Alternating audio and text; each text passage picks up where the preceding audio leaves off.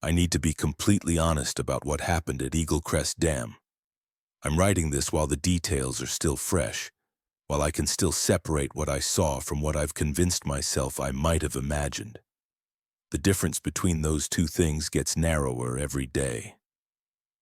I took the job in late October. The posting had been up for 6 weeks on a utilities contractor board, night shift operator for a hydroelectric facility in rural Colorado. On-site housing included hazard pay that was 40% above standard rate. In my position, with $18,000 in credit card debt and a resume that ended abruptly with position eliminated due to restructuring, I couldn't afford to ask why the pay was so high or why the position had stayed empty for over a month. The drive from Denver took nearly 4 hours. The last 40 miles were the kind that make you check your fuel gauge every few minutes. A 2-lane highway that carved through progressively deeper canyon country. The asphalt cracked and patched, the shoulders dropping away into slopes of scree and skeletal pine. I passed through one town, if you could call it that. A gas station, a shuttered motel, a diner with 2 pickup trucks outside. After that, nothing but rock and sky and the occasional historical marker too faded to read. Eagle Crest Dam announced itself gradually. First, the sound, a deep, almost subsonic hum that I felt in my sternum before I consciously heard it. Then the road curved and suddenly the canyon walls pulled back, and there it was, a massive concrete arc wedged between 2 sheer cliff faces, gray and brutal and entirely out of scale with anything natural. Above it, the reservoir stretched back into the mountains like a dark inland sea. Below, the river continued through a gorge so deep and fog-choked I couldn't see the bottom. I'd seen dams before. I'd worked around infrastructure my entire adult life. Water treatment plants, pump stations, underground valve networks. I understood concrete and steel, pressure and flow. But Eagle Crest felt different in a way I couldn't articulate. It looked less like something built and more like something that had always been there, wedged into the canyon by some geological violence humans had simply claimed credit for. The access road switched back down the canyon wall to a small parking area on the dam's eastern flank. The control building was built directly into the structure itself, a low, bunker-like attachment of cinder block and corrugated metal that looked like it had been added as an afterthought. Red warning lights blinked on towers at either end of the dam. The spillway gates loomed on the western side, massive steel teeth held just above the water line by machinery I couldn't see. I parked next to a battered Ford pickup with a faded utilities company sticker. The air was 15 degrees colder here than it had been at the canyon rim, and it carried a smell. Mineral-heavy water, concrete dust, and something else. Something organic and faintly unpleasant, like mud that's been undisturbed for a very long time. The door to the control building opened before I could knock. Marlowe looked exactly like his voice had sounded on the phone, weathered, economical, somewhere in his 60s with the kind of face that made you think of sun damage and decades of squinting. His eyes were deep-set and watchful. He didn't smile or offer his hand, just stepped back to let me in. Navarro? Yes, sir. Caleb. You're on time, that's something. He closed the door behind me, sealing out the wind and the sound of water. I've got 2 hours to show you everything. Pay attention. The control room was smaller than I expected, maybe 20 feet by 30, dominated by a console of monitors, readout panels, and manual controls that looked like they'd been installed in 3 different decades. Everything hummed. The floor vibrated faintly under my boots. Fluorescent lights buzzed overhead. The far wall had a large window overlooking the downstream side of the dam, where the outflow churned white against dark rock hundreds of feet below. Marlowe's tour was brisk and efficient. He showed me the turbine readouts, the sluice gate controls, the emergency generator switches, and the logbook where I'd record flow rates and equipment status every hour. He walked me through the interior corridor, a narrow, echoing tunnel that ran along the dam's core, lined with pipes and conduits and inspection hatches lit by caged bulbs every 30 feet. He showed me the stairwell that descended to the lower gallery, though he didn't take me down there. He showed me the exterior catwalks, the upper platform with its view of the reservoir, and the downstream observation room with its thick glass overlooking the base of the spillway. "Your shift is midnight to 6 a.m., he said as we returned to the control room. "Hourly logs, equipment checks at 1 and 4. Alarms are automatic, but you confirm and log them. Phones satellite-linked. Cell coverage is non-existent down here. The nearest help is 40 miles. Weather gets bad, you might be on your own for days." "Understood." He studied me for a moment, his expression unreadable. Then he reached into a drawer beneath the console and pulled out a metal clipboard. Attached to it was a laminated sheet, the kind of thing you'd see in any industrial facility. Typed procedures, equipment codes, emergency protocols. "Night shift rules," he said, handing it to me. "Read them, follow them, don't improvise." I glanced at the sheet. The header read, "Eagle Crest Night Shift, Critical Operational Rules, 000600. The first few entries were standard. Rule 1. Perform equipment status checks at 01:00 and 04:00. Log all readings. Rule 2. In the event of a critical alarm, follow emergency shutdown procedures as posted. Then they got stranger. Rule 3. Do not shine any lights into the reservoir after midnight. Rule 5. If you hear someone speaking on the intercom from the lower gallery after 1:30 a.m., do not respond. No one is scheduled down there at night. Rule 7. Avoid crossing the exterior catwalk over the spillway between 2:10 and 2:20 a.m., regardless of alarms. Rule 9. If you see faces in the downstream observation window, step away. Do not tap the glass.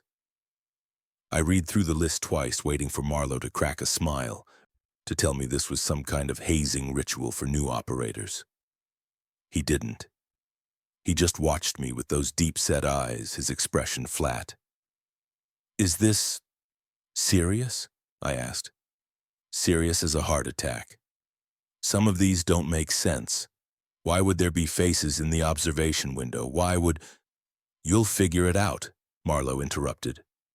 "Or you won't, and you'll leave like the last guy. Either way, those rules are there for a reason. They were written by people who worked this shift before you. People who learned the hard way." He glanced at the clock on the wall. 11:47 p.m. "I'm not staying past midnight," he said, already moving toward the door. "Your quarters are through that door. Bedroom, bathroom, kitchenette, everything you need. I'll be back at 6 to check in. You've got my number if there's an emergency, but define emergency carefully." "Wait," I started, but he was already outside, the door closing behind him with a hollow metallic thunk. I stood alone in the humming control room, holding the clipboard, watching through the window as Marlowe's truck climbed the switchback road and disappeared into the darkness above the canyon. The clock ticked over to 11:48. I told myself it was just superstition.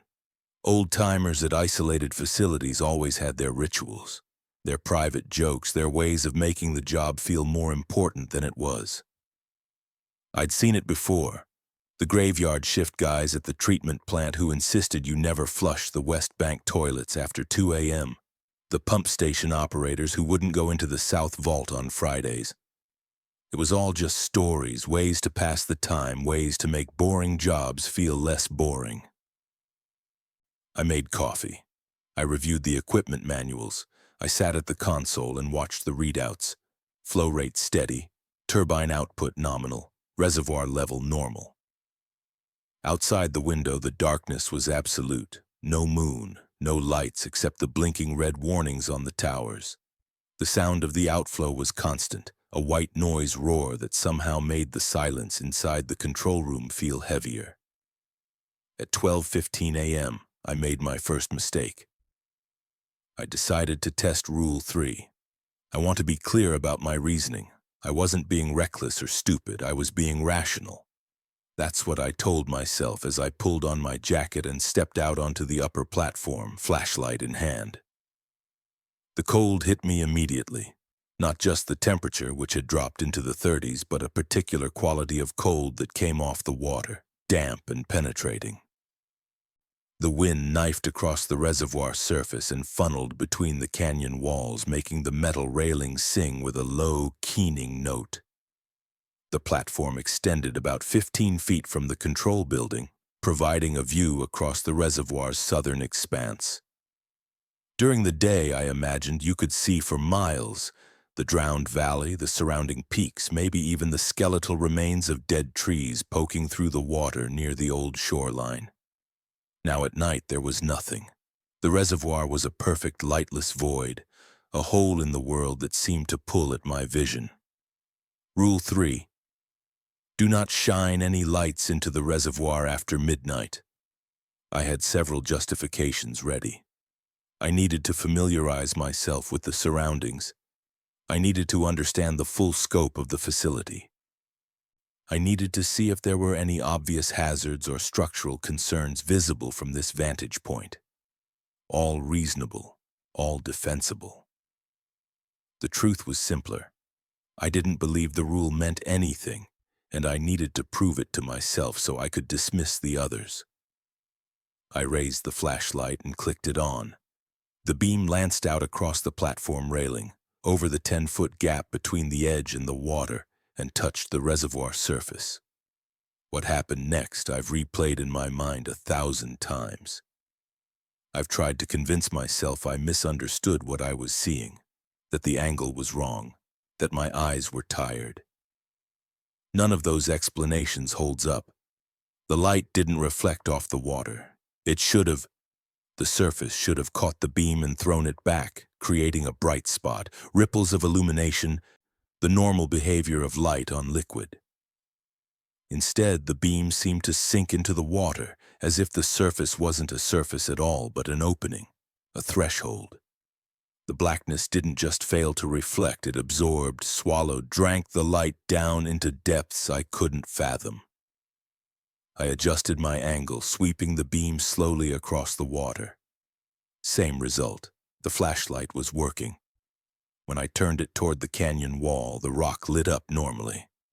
When I pointed it at the water, the light simply stopped. Then I saw the shapes. They were far below the surface, deeper than the beam should have been able to penetrate.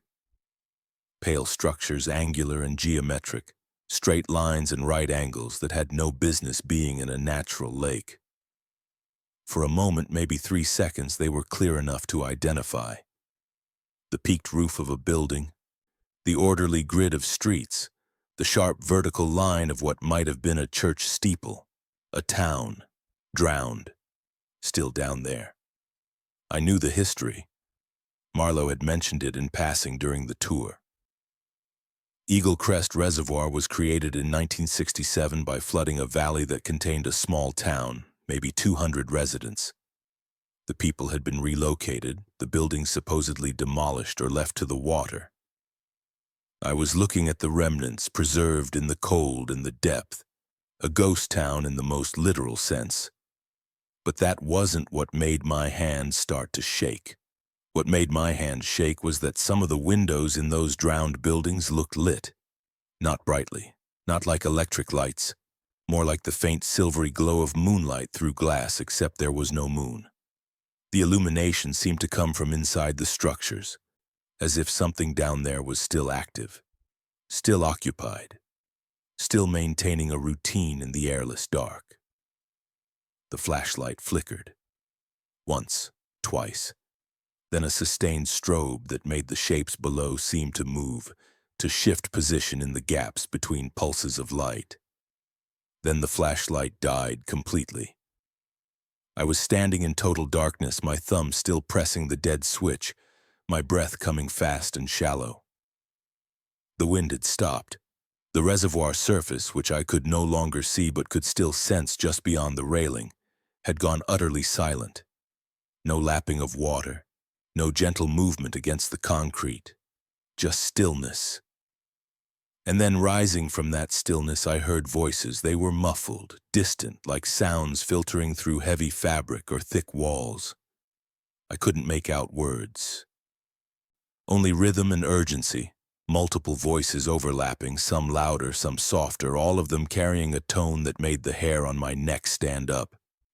It was the sound of people calling out, people trying to be heard, people who needed something desperately and weren't getting it.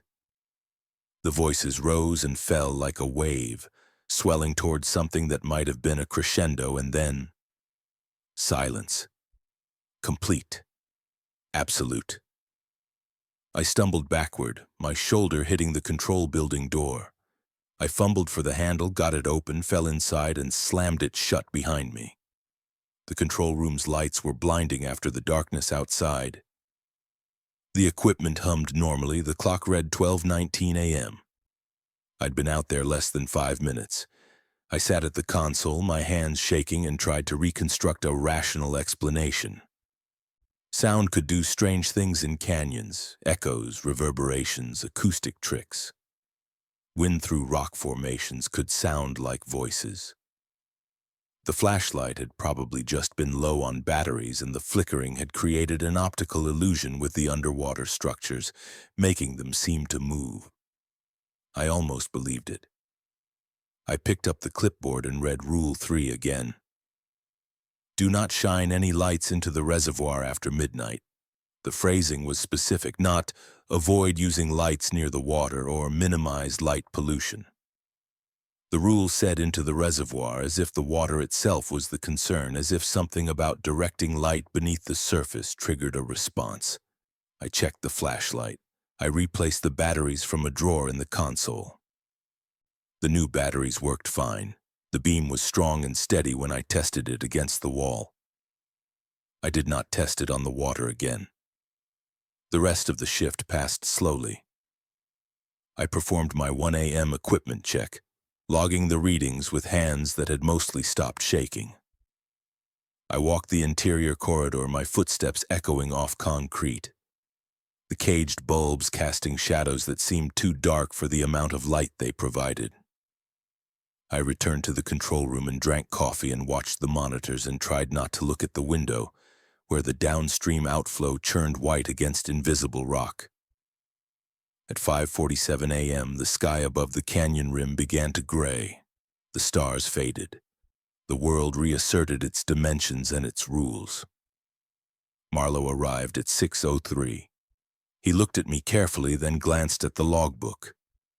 Then at the clipboard still sitting on the console where I'd left it. Quiet night? He asked.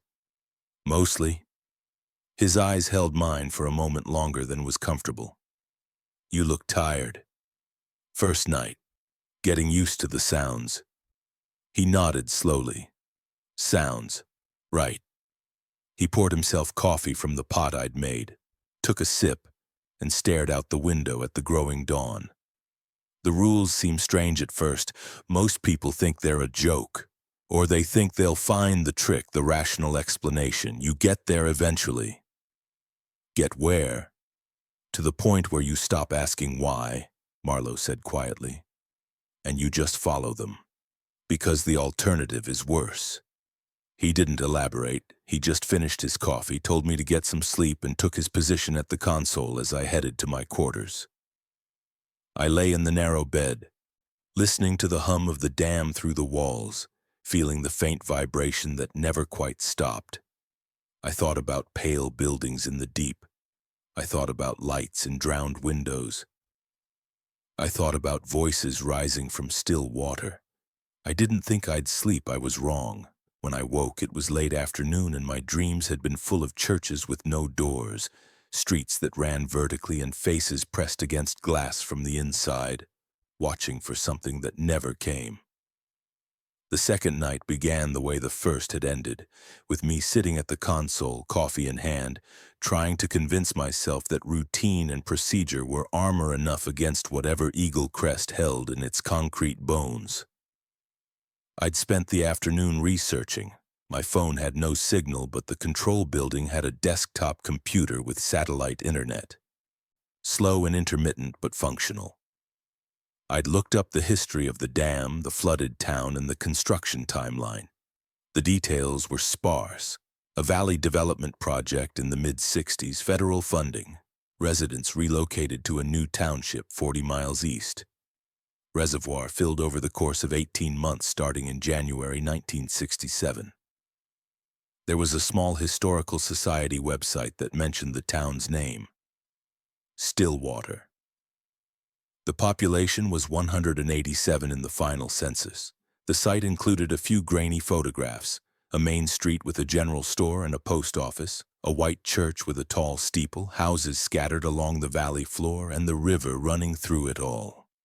One photo showed the last residents standing in front of the church steps, holding signs protesting the relocation.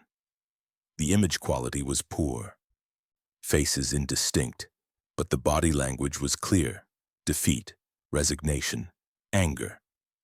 The site mentioned that a few residents had refused to leave until the water was already rising, requiring a final evacuation by boat. It didn't say what happened to those who'd waited until the end, only that all residents were safely relocated. I wasn't sure I believed that qualifier anymore. At 11:52 p.m., I heard a vehicle on the access road. I looked up from the console, surprised.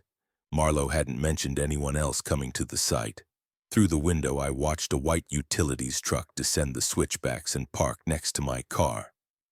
A man got out, mid-30s athletic build, wearing a company jacket and carrying a heavy equipment case. He knocked once and let himself in before I could reach the door. "Night shift?" he asked, looking around the control room with an expression somewhere between amusement and disdain. "That's right. Caleb Navarro.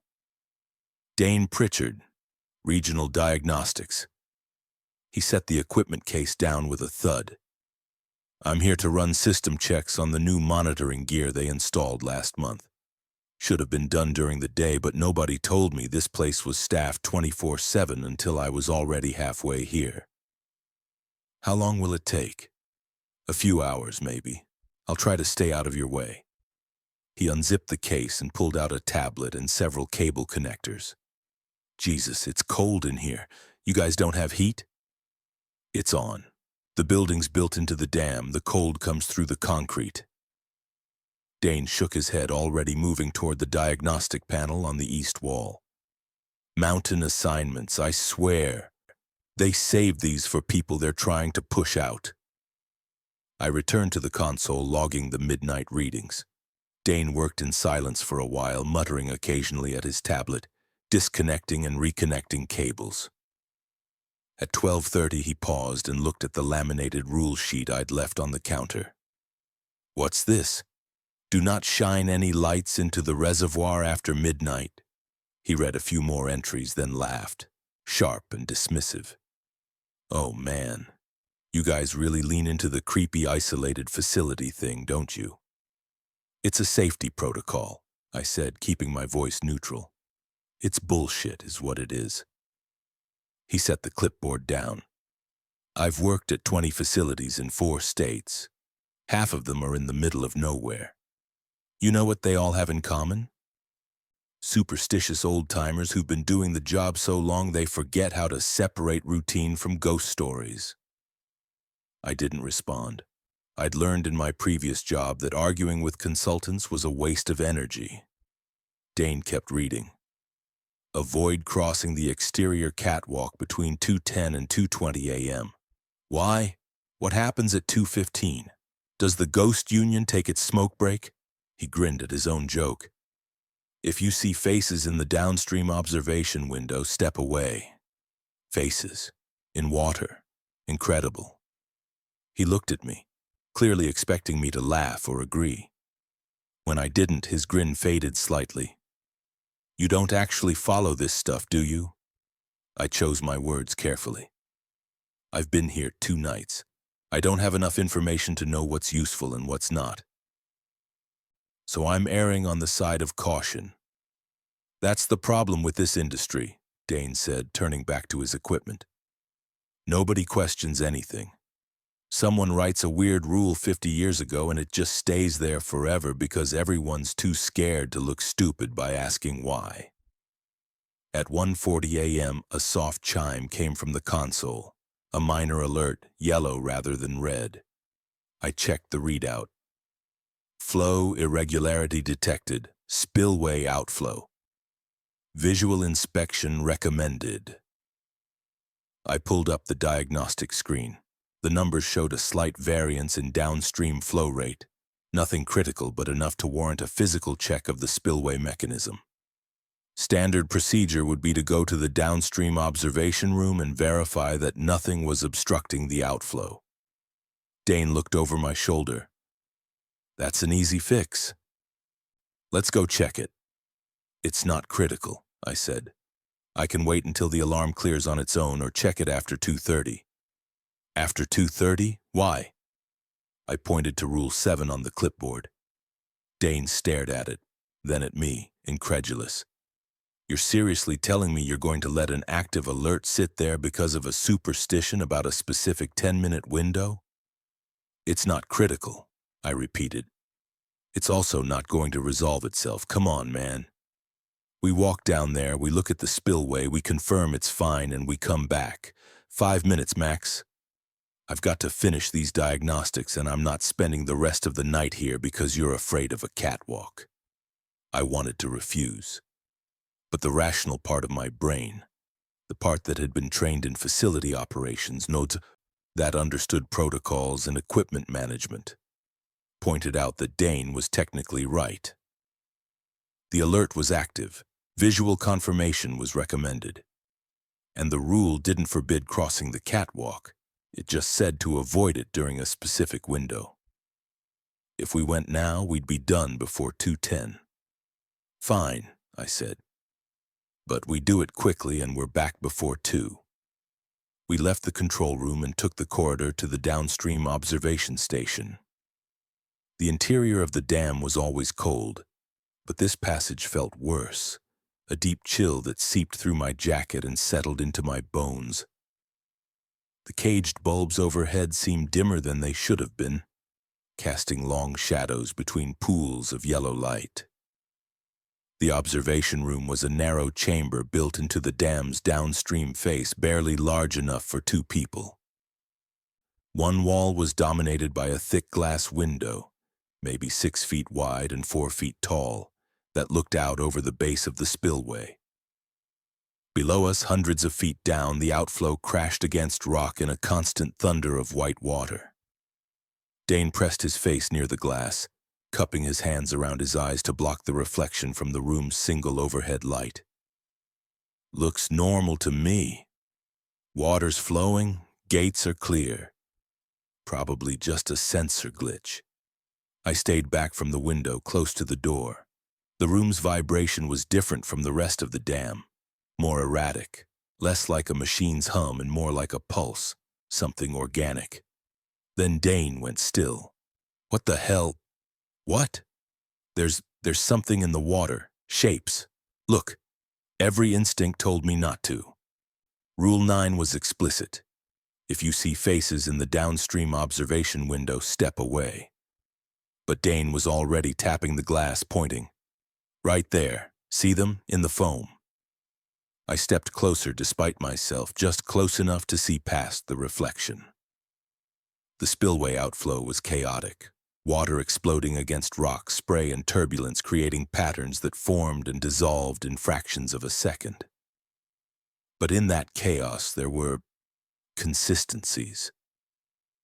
Pale ovals that appeared in the foam lingered too long to be random and repeated. Not identical, but similar. The proportions were wrong for bubbles or ice. They were too regular, too symmetrical. They looked like faces, not clear, not photographic, but suggestive enough that once you saw the pattern, you couldn't unsee it. Dozens of them pressed against the water's surface from below, mouths open in expressions that could have been surprise or horror or desperate communication. They appeared in clusters, faded, and reappeared slightly closer to the glass. Bubbles, Dane said, but his voice had lost its confidence. Light refraction, something with the minerals in the water catching the... One of the shapes pressed closer. For just a moment, less than a second, the features resolved with sickening clarity. Hollow eyes, mouth stretched too wide, skin the color of drowned flesh. Then it was gone, dissolved back into foam. Jesus Christ, Dane whispered. The vibration in the room changed. The roar of the outflow dropped in pitch, becoming deeper, slower, like a recording played back at the wrong speed. The glass in front of us gave a sharp crack, loud as a gunshot in the small space. Hairline fractures appeared in the upper right corner of the window, spreading in a starburst pattern. I watched them lengthen, branch, reach toward the center of the pane. Then they stopped. And then, impossibly, they reversed, the cracks shrinking, pulling back into themselves, vanishing as if they'd never existed. The glass was whole again, flawless. All the faces in the water disappeared at once. The outflow returned to chaotic white noise, normal and explicable. "We're leaving," I said. I grabbed Dane's arm and pulled him toward the door. He didn't resist. His face had gone pale and his earlier confidence had completely evaporated. We walked quickly back down the corridor, not quite running but close. Neither of us spoke until we were back in the control room, the door sealed behind us. Dane stood in the center of the room, hands shaking, staring at nothing. He tried twice to speak before words came out. That wasn't... "Sit down," I said, guiding him to a chair. "When do you need to leave?" The diagnostics aren't finished. I need at least another hour." "Then finish them. Don't go near the windows, don't go outside, and don't touch anything that isn't directly part of your equipment check." He nodded numbly. I checked the clock. 2:03 a.m. We'd made it back with 7 minutes to spare. Dane worked in silence for the next hour, his earlier bravado completely gone.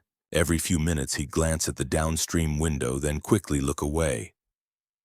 At 3:15 he packed his equipment with trembling hands. "I'm putting in my report that the monitoring systems are functioning normally," he said quietly. "I'm going to recommend they schedule future diagnostics during day shifts. I'm going to suggest that they review the structural integrity of the observation room window." "Good idea." He paused at the door, one hand on the handle. "Those rules, the ones I said were bullshit." "Yeah? They're not, are they?" "No." He left without another word. I watched his taillights climb the switchback road and disappear into the pre-dawn darkness. I picked up the clipboard and read through the rules again, slowly, understanding now that each one represented someone's bad experience, someone's close call, someone's lesson learned the hard way. Rule 9. If you see faces in the downstream observation window, step away. Do not tap the glass. Dane had tapped the glass. The window had cracked. And something with enough force or will or presence to fracture reinforced industrial glass had briefly answered before pulling back, retreating, waiting for another chance. I spent the rest of the shift hyper-aware of every sound, every shadow, every fluctuation in the equipment readouts. When Marlowe arrived at dawn, he took one look at me and said, "Rough night?" A contractor came by, Regional Diagnostics. He tested one of the rules. Marlowe's expression didn't change, but something in his eyes grew colder. "Which one?" "Rule 9, the observation window." "Is he coming back?" "He said he'd recommend day shift scheduling for future visits." "Smart man."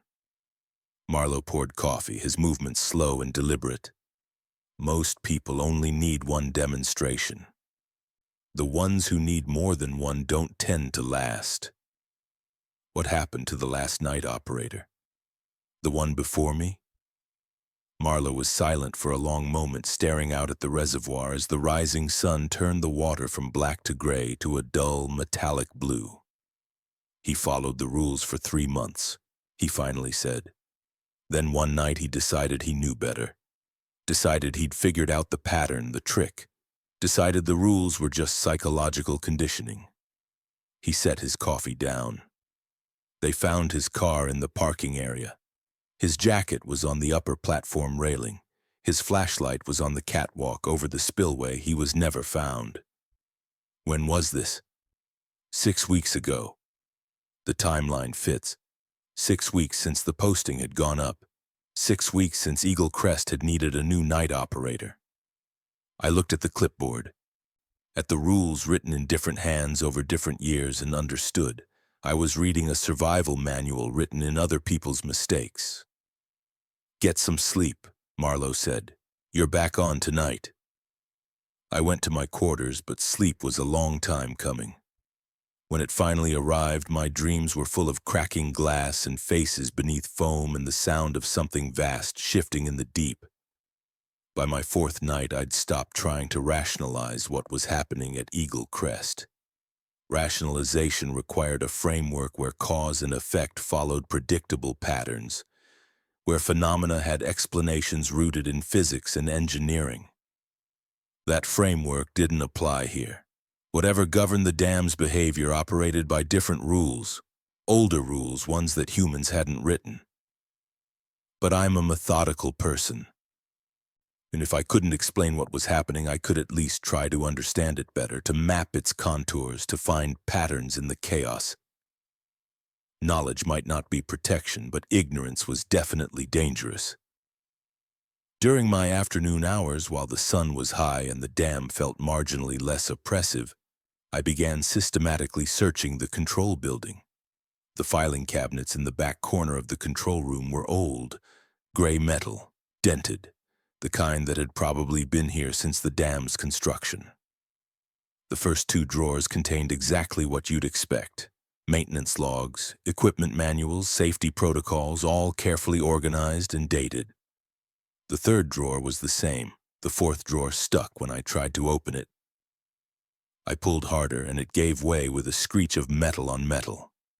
Inside, pushed to the very back behind a row of faded binders, was an unmarked folder, manila swollen with age and moisture, held together with a rubber band that disintegrated when I touched it. I brought the folder to the desk and opened it carefully. The contents were a mess, as if multiple people had contributed over many years without any attempt at organization. Photocopied newspaper clippings, handwritten notes on water-stained paper, incident reports on official letterhead, yellowed photographs and printouts from websites that no longer existed. I spread the documents out and began sorting them chronologically. The oldest was a newspaper clipping from the Stillwater Valley Register, dated March 1967. Last families evacuated as reservoir rises. The final 12 families remaining in the former town of Stillwater were evacuated by federal authorities yesterday as water from the newly completed Eagle Crest Dam reached the valley floor. The holdout families who had resisted the relocation order for 3 months were transported by boat to temporary housing. One resident, Martha Hensley, 67, reportedly refused to board the evacuation boat and had to be physically removed from her home as water entered the first floor. "This is our town," she told authorities. "You can move our bodies, but you can't move what we built. It stays here. It stays." Federal officials confirmed all residents were safely relocated and accounted for. The reservoir is expected to reach its operational depth of 340 feet within 6 weeks. Clipped to that article was a handwritten note on yellowed paper. Official count, 187 residents relocated. Unofficial count, 192 residents last census before the flood. 5 are unaccounted for in the final evacuation report. Discrepancy explained as census error. Martha Hensley was one of the 5. The next several documents detailed the dam's early operational years. Routine enough on the surface, but with odd gaps and marginal notes. An incident report from July 1968 described a turbine malfunction that resulted in unusual vibrations and acoustic anomalies during night shifts. The resolution, according to the official report, was mechanical adjustment. But someone, the handwriting was different, shakier, had written in the margin, not mechanical. Voices in the turbine housing. Words I couldn't make out but recognized the rhythm. Valley accent. Sarah's accent. Sarah drowned in the old town square when she fell during evacuation. This is her. Another report dated October 1971 described a construction worker who fell from the upper catwalk during late-night maintenance. The official cause was equipment failure, safety harness defect. The margin note read, "He told me he saw people walking on the reservoir surface, people in old-fashioned clothes carrying suitcases. He leaned over the railing to look closer. The harness didn't fail. He jumped." I found a photocopy of a page from what looked like a personal journal, undated, but the paper quality suggested early 1980s. This is my 147th night shift at Eagle Crest. I've learned not to argue with it. The dam isn't haunted. It's not that simple. It's more like it's remembering. The concrete holds pressure, yes, but it also holds something else. Memory. Intention. The weight of what was displaced. You flood a valley, you bury a town, you silence 192 people's worth of daily routines and weekly rituals and lifelong connections. All that energy doesn't just disappear. It gets stored, compressed, held in place by 600,000 cubic yards of concrete and 4.2 billion gallons of water. And at night, when there's no one around to insist on the official narrative, when the only witness is a single operator in a control room, that's when the pressure equalizes. That's when what's held in comes back out, looking for acknowledgement, looking for release, looking for someone to finally see them. The rules aren't about avoiding ghosts. They're about not giving them opportunities. Every rule is a gap we've learned not to leave open. Every rule is a lesson someone paid for. Beneath that was a list, handwritten in multiple inks and styles, clearly added to over many years. Do not look at the reservoir with artificial light. It shows you what's beneath instead of what's on top. Do not respond to voices from unmanned areas. If you acknowledge them, they know you can hear. Do not cross certain thresholds at certain times. There are moments when the pressure equalizes, when the membrane between here and there is thinnest.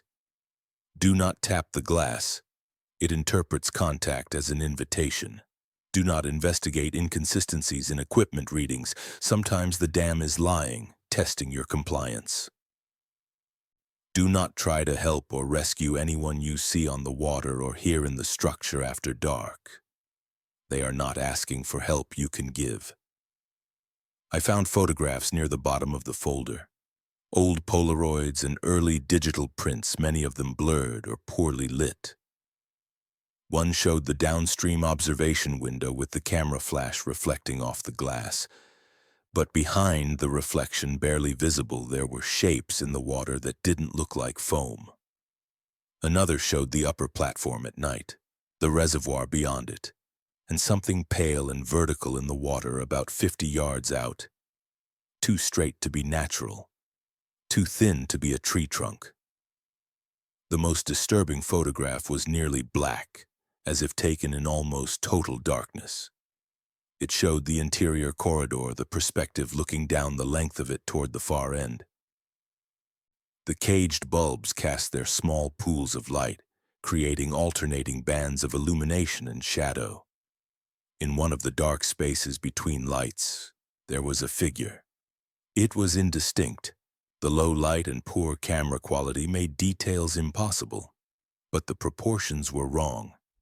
Too tall, too thin, standing in a posture that suggested something between standing and floating. The figure's face, if it had one, was turned toward the camera, written on the back of the photo in faded pen. Gallery B, 3:47 a.m., November 2003. Developed film. Figure not visible to the naked eye at time photo was taken. Haven't used the camera since.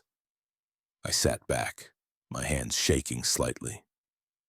The folder represented decades of accumulated evidence, not scientific evidence, not anything that would hold up to external scrutiny, but the detailed observations of people who'd worked here night after night and slowly documented the dam's behavior.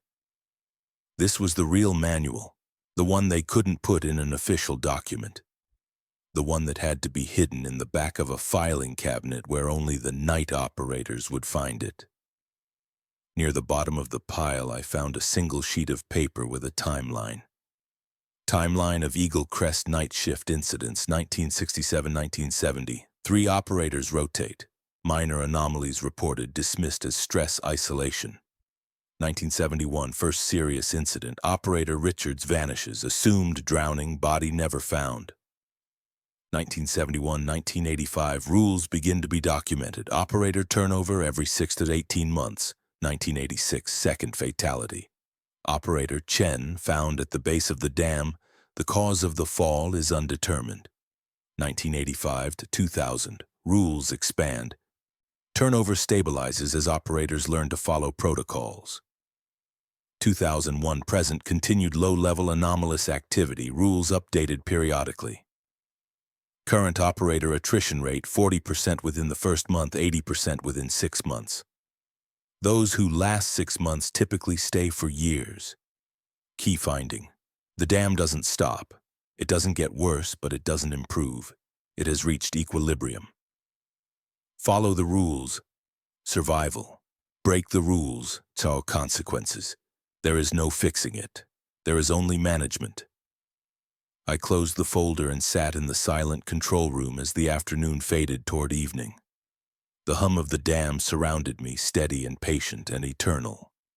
I understood now what Marlowe had meant. Eagle Crest wasn't a problem to be solved, it was a situation to be endured. The rules weren't superstition, they were accumulated wisdom. The collective knowledge of everyone who'd stood where I was standing and survived long enough to write down what they'd learned. The question wasn't whether the rules were real. The question was whether I could follow them perfectly every night, without exception, knowing that each rule represented someone else's mistake and that my own mistake would eventually become someone else's warning. That night, as I began my shift, I copied the additional rules from the hidden folder onto a separate sheet of paper and clipped it to the official laminated list. The clipboard was getting crowded with annotations, margin notes, and additions in different handwriting. It was a record of collective survival. I intended to add to it, not become a cautionary entry. At 1:17 a.m., I glanced at one of the monitors and saw my own reflection in the screen, my face overlaid on the flow rate diagram. Except the reflection showed the control room behind me, and in that reflection the window displayed the reservoir view that should have been blocked by the angle. And in the reservoir's reflection there were lights beneath the surface, street lights arranged in a grid, as if a town was still down there, still functioning, still lit. I didn't turn around to check if the view matched. I changed which monitor I was looking at and didn't look back. Some things I was learning you survived by choosing not to verify. On the evening of my 6th night, I was reviewing equipment logs when I heard a vehicle descending the access road. I checked the time, 10:47 p.m. Too early for my shift to officially start, but late enough that no one should be arriving. Marlowe didn't do social visits, and we weren't expecting any maintenance crews after what had happened with Dane. I went to the window and watched Marlowe's truck park in its usual spot. He got out slowly, moving like a man who'd made a decision he didn't particularly like but saw as necessary. He was carrying a metal thermos and a paper bag, the universal signals of a longer conversation than usual. He knocked once and entered, his eyes sweeping the control room before settling on me. "Navarro, you look tired." "I am tired. You're still here, though. That's something." He set the thermos and bag on the counter. "Coffee. Real stuff, not the instant garbage in that cabinet. And sandwiches. You eat dinner?" "Not yet. Eat." We sat at the small table in the corner away from the console.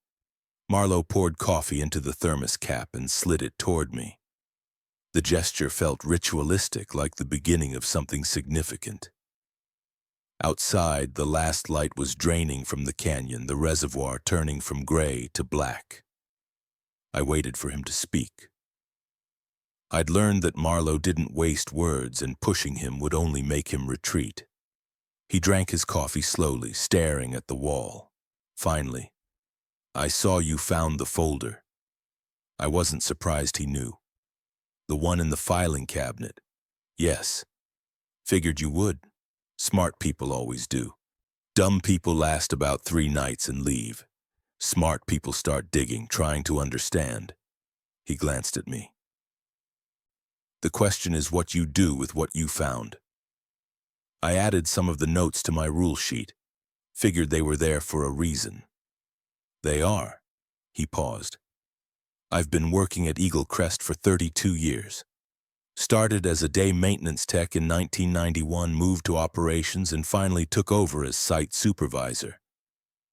I've seen 11 night operators come and go in that time. You want to know how many made it past the first month?" "How many?"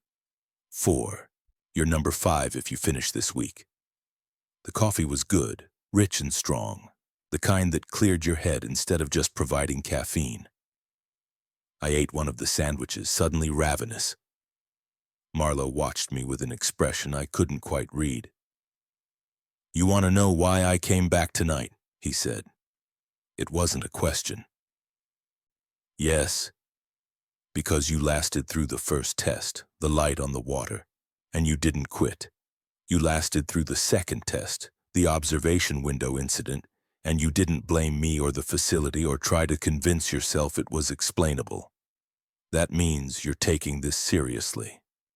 And people who take it seriously deserve to understand what they're dealing with." He refilled his coffee cup. Eagle Crest was built between 1964 and 1967. Federal project, Army Corps of Engineers, all the usual bureaucracy. The valley, Stillwater Valley, was privately owned land, with a couple of hundred residents, mostly farming and forestry families. The government used eminent domain, offered relocation packages. Most people took them, some didn't. I read about the holdouts, the final evacuations. You read the official version.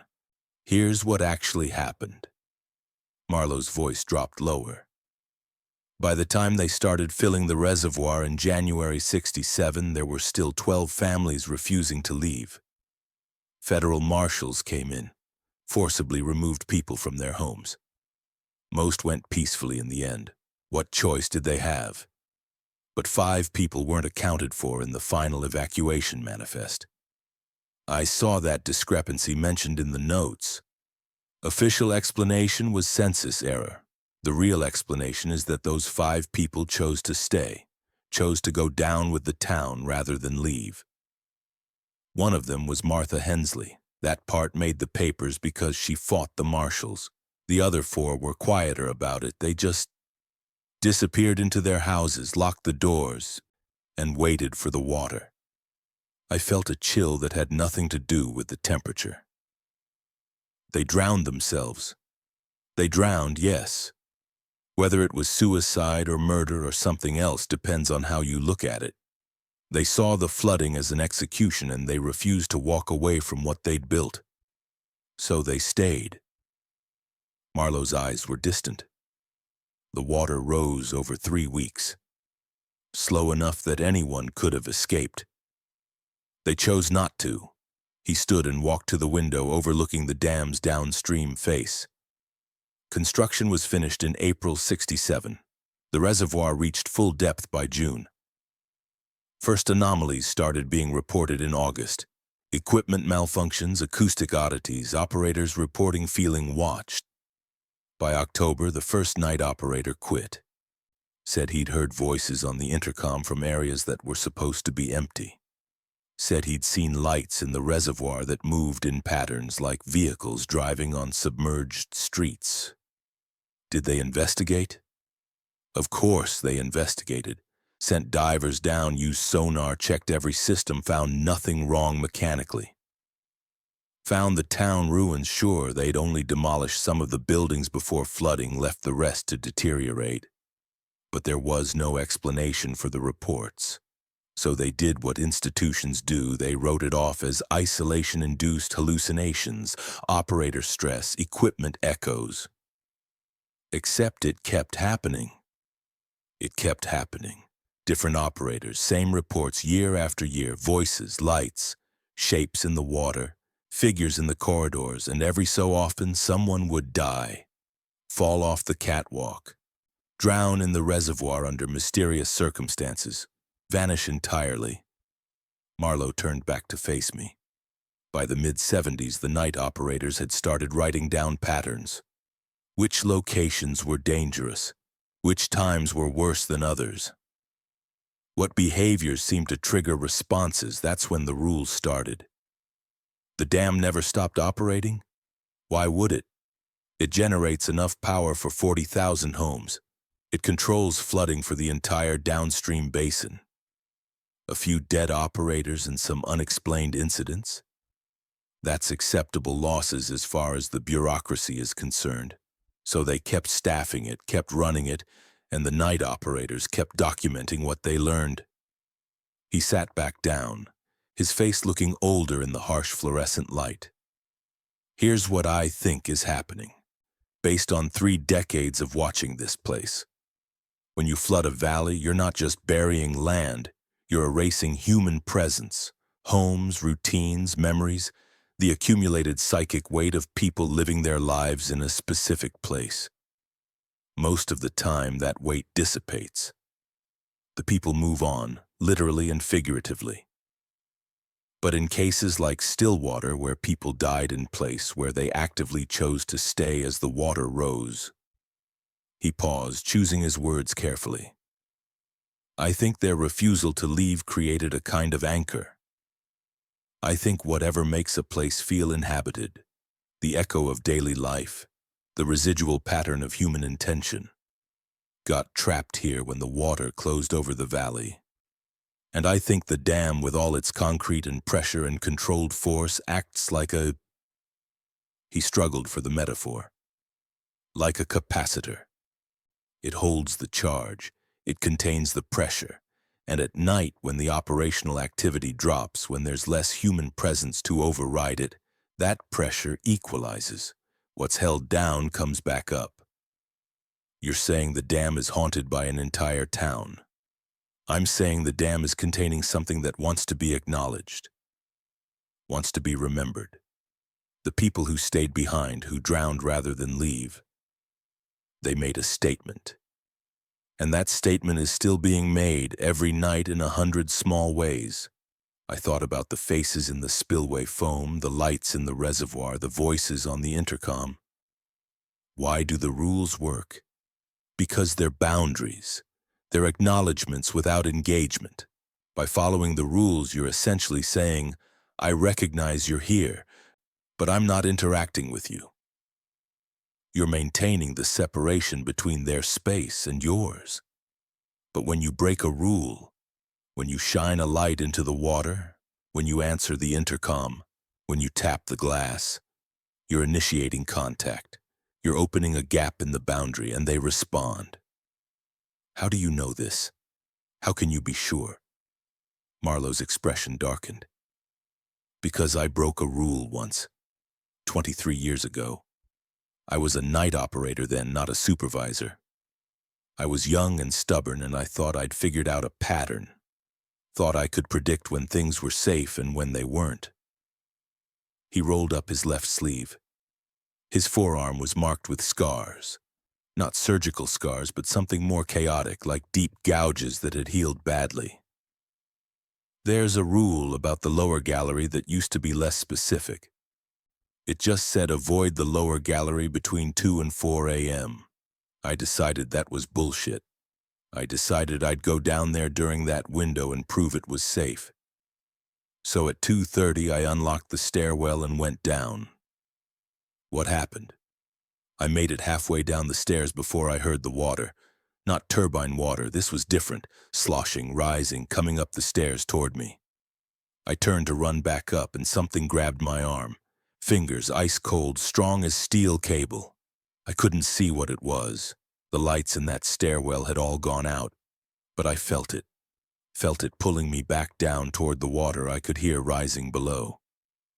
He pulled his sleeve back down. I broke free eventually, tore most of the skin off my forearm in the process. When I got back to the control room and turned the lights on, there was no water in the stairwell. I checked the logs. No flooding, no leaks, nothing. But my arm was torn up like I'd dragged it across broken glass, and I had bruises around my wrist in the clear pattern of fingers. 4 fingers and a thumb. Human proportions. The control room felt very small suddenly, the walls very close. That's when I became a believer, Marlowe said quietly. That's when I stopped trying to understand why and started focusing on surviving. And I've survived by following the rules, every single one. No exceptions, no tests, no clever ideas about loopholes or timing. The rules are what they are because every single one was bought with someone's bad experience. He looked at me directly. You've been doing well. You followed Rule 3 after you tested it once. You got Dane out of the observation room before something worse happened. You found the folder and took it seriously instead of dismissing it. But I need you to understand something. The dam is patient. It doesn't need to kill you quickly. It can wait for you to get comfortable, to think you've figured out the rhythm, to believe you're safe because you've survived a week or a month. And the moment you relax, the moment you think just this once about any rule, that's when it has you. Is there any way to end it? To release them or cleanse the place or... No. His answer was flat, absolute. This isn't a movie where you solve the mystery and the ghosts find peace. This is a dam holding back pressure, and that's all it will ever be. You can manage it, but you can't fix it. The only choice is whether you follow the rules and survive, or you break them and join the count. He stood, collecting the thermos and the remains of our meal. I didn't come back tonight to scare you. I came back to make sure you understood what you're dealing with. Because you're doing better than most, and I'd rather not fill your position again in 3 weeks. Why do you stay? I asked. 32 years. Why not transfer, retire, leave?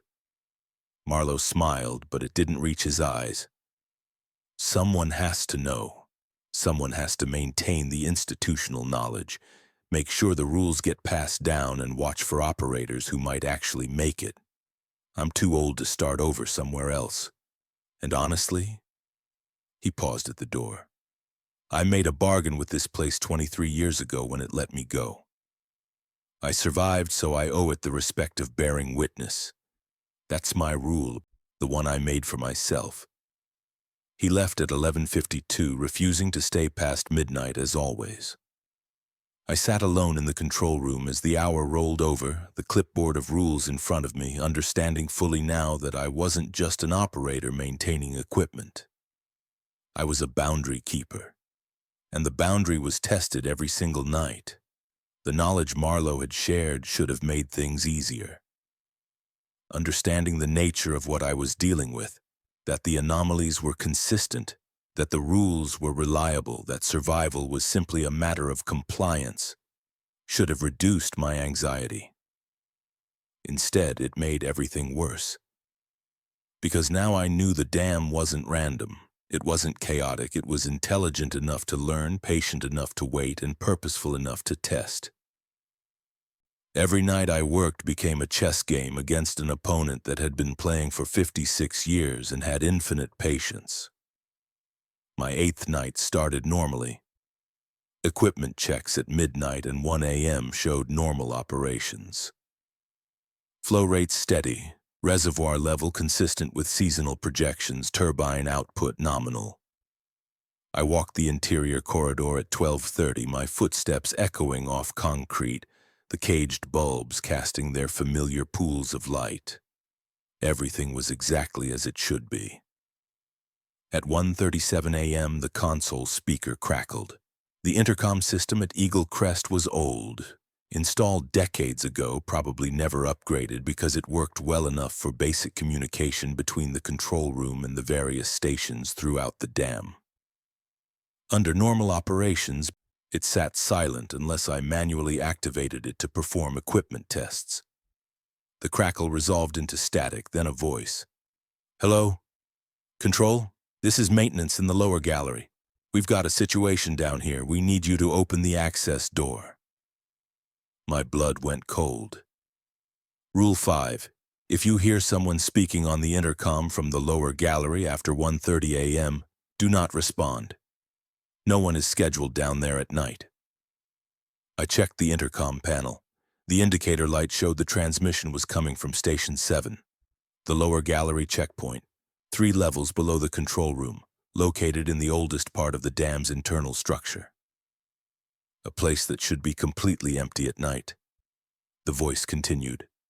"Control, do you copy? We've got a leak down here. Water's coming through the east wall seal. We need the door unlocked so we can get to the emergency shutoff." The voice sounded professionally calm, using proper terminology, following correct radio protocol. If I hadn't known better, if I hadn't studied the rules, I would have responded immediately. I forced myself to stay silent. My hand hovered over the intercom button, then pulled back. I looked at the clipboard. Do not respond. The static hissed for 10 seconds. 20. Then the voice came back, and this time there was an edge to it. Urgency, maybe frustration. "Control, this is serious. The leak is getting worse. We need access to the shutoff valve, or we're going to have a structural compromise. Acknowledge this transmission." I bit my lip. My training, my entire professional background screamed at me to respond. Someone reporting a leak in a dam was a critical safety issue. Ignoring it violated every protocol I'd ever learned. But the rule was explicit. The intercom fell silent again. I waited, counting seconds, watching the indicator light that showed Station 7 was still transmitting, even though no sound was coming through. When the voice returned, it had changed completely. "Caleb, it's Dane. I came back to double-check some readings and I got lost down here. I took a wrong turn at the junction and now I can't find my way back. The doors are locked and I think I heard water moving behind the walls. I need you to unlock the access door. Please, man. I don't want to be down here anymore." My hands clenched into fists. The voice was perfect. Dane's exact cadence, his particular mix of confidence and irritation, even the slight nasal quality of his speech. If I hadn't seen Dane leave 5 nights ago, if I didn't know the lower gallery was supposed to be empty, I would have believed completely that he'd somehow returned and gotten trapped. "Come on, Caleb. You know me. We went to the observation room together, remember? You helped me when I was freaked out. Now I need your help. Just unlock the door. Just talk to me so I know someone's listening." I reached for the door control panel, the physical override that would unlock the lower gallery access. My finger was an inch from the button when the voice said something that stopped me. "It's okay, Kalito. You don't want to let me drown, do you?" Kalito, a nickname my mother had used for me when I was 6 years old, a private family word I hadn't heard in 24 years since she'd died. Something I'd never told anyone, something that existed only in my own memory. The dam had been listening, not just to my conversations, but deeper. To my thoughts, my memories, my private history. It had been inside my head, learning what words would make me respond, what emotional triggers would overcome my caution. I pulled my hand back from the control panel like it was burning. The intercom went silent for a full minute. When the voice returned, it had dropped all pretense of humanity. It was flat, affectless, mechanical. "Open the door." I reached over and manually shut off the intercom system, physically pulling the connection. The light went dark. In the sudden silence, I heard something else, knocking. It came from below, from somewhere deep in the structure, echoing up through the concrete, rhythmic, insistent, fists on metal. Fists on a door that was locked, that I had the power to unlock, that something on the other side desperately wanted opened. The knocking continued for 12 minutes. I timed it, watching the clock, forcing myself to sit still and not investigate, not respond, not acknowledge what I was hearing. The sound grew gradually weaker, the impacts spreading farther apart until finally, at 2:03 a.m., it stopped completely. The silence that followed was worse than the noise. I sat at the console, my heart hammering, understanding that I'd just passed a test. The dam had tried persuasion, professional obligation, emotional manipulation, and finally direct command. It had used my memories against me, had proven it could access things I'd thought were private and safe, and I had refused it anyway. But the refusal didn't feel like a victory. It felt like escalation. At 2:17 a.m., I got up to walk the interior corridor, part of my routine, a way to verify that what I'd heard hadn't caused any actual damage. I unlocked the corridor access and stepped into the familiar tunnel of concrete and caged lights. Everything looked normal for the first 50 feet. Then I noticed that one of the lights ahead was out. Not unusual, bulbs failed regularly. But as I walked closer, I saw that it wasn't just out. The cage around it had been bent outward from the inside, the metal twisted and deformed, the bulb shattered. Small fragments of glass glittered on the concrete floor. I stopped walking. The next light up the corridor flickered once, twice, then exploded in its cage with a sharp pop that echoed like a gunshot. Darkness rushed toward me. I turned and ran back to the control room, not caring how it looked, not caring about procedure. I slammed the corridor door and locked it, breathing hard. Through the small window in the door, I watched the corridor lights go out one by one, starting from the far end and progressing toward me. Pop, pop, pop. Each small explosion of glass and darkness brings the shadows closer. The progression stopped one light away from the control room door.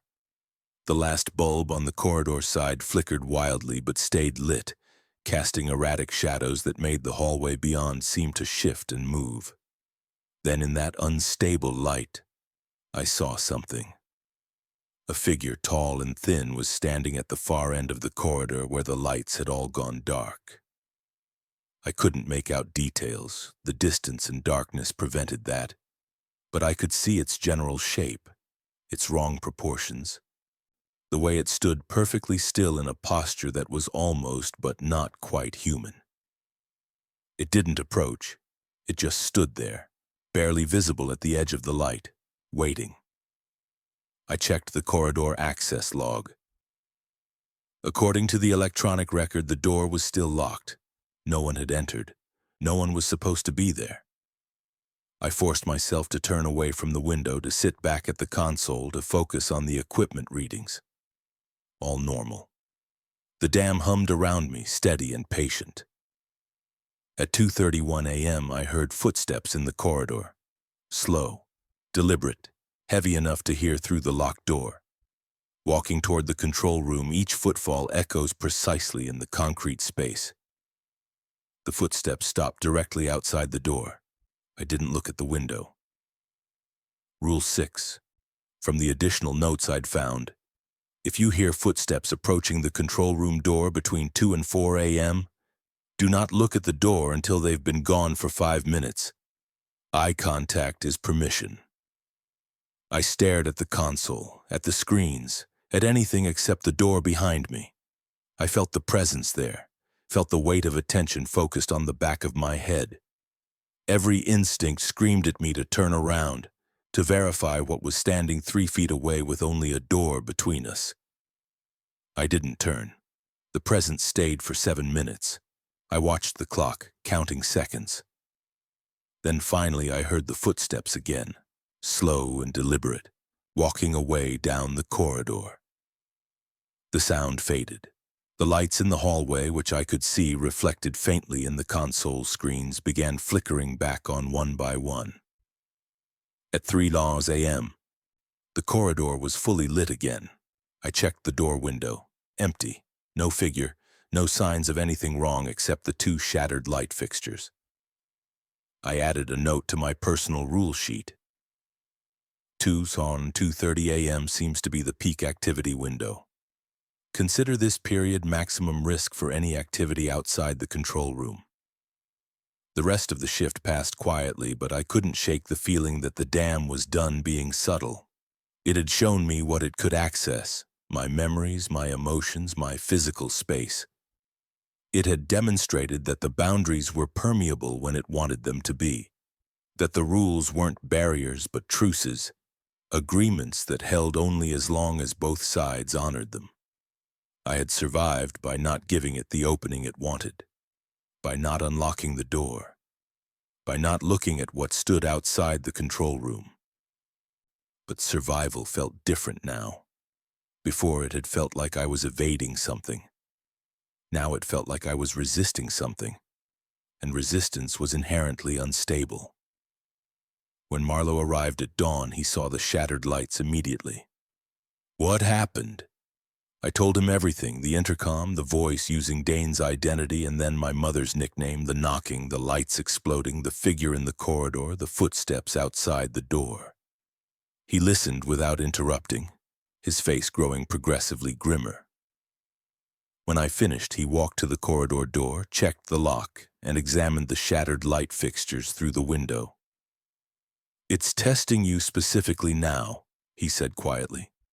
"Not just running its standard patterns. It knows you're smart enough to follow the basic rules, so it's escalating. Trying to find your breaking point. Why? Why does it care? Because you're the boundary keeper. You're the human presence that maintains the separation. If it can break you, get you to respond, to investigate, to open something that should stay closed, then the boundary weakens. Then it has more room to operate." He turned to face me. "This is the critical phase. This is where most people break. Where the pressure becomes too much and they convince themselves that just one small violation won't matter. I'm not going to violate the rules. I believe you, but belief isn't the same as certainty. Get some sleep. You're back on tonight." I went to my quarters, but sleep was nearly impossible. Every sound in the building made me tense. Every creak of the structure, every vibration of the turbines made me wonder if the dam was moving through the walls, finding new ways to reach me. When I finally slept, I dreamed I was standing in the lower gallery watching water seep through the walls. The water was ice cold and full of silt, and in the silt were shapes, hands, faces, objects from daily life rendered in sediment. A key, a wedding ring, a child's toy. And in the dream, I knew that if I unlocked the door, if I let the water out, these things would resolve into their proper forms. The hands would become whole people. The faces would gain bodies. Everything that had been compressed and trapped would expand and reform. All I had to do was turn the handle. I woke at 9:47 p.m., soaked with sweat, and spent the next 2 hours preparing myself for whatever the 10th night would bring. I began my 10th shift with a superstitious ritual I'd developed, checking every rule on the clipboard, reading each one carefully, committing them to memory once again. It was like armor, not physical protection, but psychological reinforcement.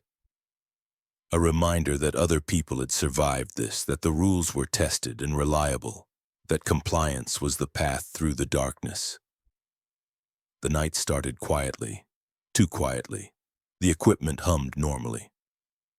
The readouts were stable. The reservoir sat black and still beyond the windows. It felt like the pause before a storm, the moment when pressure builds and the air grows heavy and everything waits for the first lightning strike. At 2:03 a.m., the console alarm triggered. Red lights flashed across the panel. The warning was clear. Flow anomaly detected. Spillway discharge. Visual inspection required. Priority Alpha. priority alpha meant immediate response. It meant a potential structural or safety issue that could escalate rapidly if not addressed. In dam operations, you didn't ignore priority alpha warnings. I pulled up the diagnostic data. The readings were contradictory. The upstream flow sensors showed normal input from the reservoir, but the downstream sensors showed discharge output fluctuating wildly, swinging between 30% below normal and 40% above normal within 5-second intervals. The spillway gates, according to the mechanical sensors, were in their standard position, but the water volume passing through them was behaving impossibly. The system protocol was explicit. Visual inspection of the spillway mechanism was required to verify sensor accuracy and gate position. The only way to perform that inspection was to cross the exterior catwalk that spanned the spillway's face, the same catwalk forbidden by Rule 7. I checked the clock. 2:04 a.m. Rule 7. Avoid crossing the exterior catwalk over the spillway between 2:10 and 2:20 a.m., regardless of alarms. I had 6 minutes before the forbidden window began. 6 minutes to either perform the inspection or find an alternative. I pulled up the camera feeds. The dam had exterior cameras positioned at various points, including 2 that covered portions of the spillway. Both screens showed static, not system failure, just heavy interference rendering the images useless. I rebooted the camera system. Same result. The alarm continued blaring. The flow readings continued their impossible fluctuations. I ran through alternatives. Could I check the spillway from the downstream observation room? No. That only showed the outflow below the gates, not the gates themselves. Could I use the auxiliary monitoring station? No, it only duplicated the same sensors that were giving contradictory data. Could I wait until after 2:20? Maybe. But if there was a genuine mechanical failure, delaying 10 minutes could result in structural damage or flooding. The console began displaying a secondary message. Gate position discrepancy. Manual verification required. Personnel safety protocol. Exterior inspection mandatory.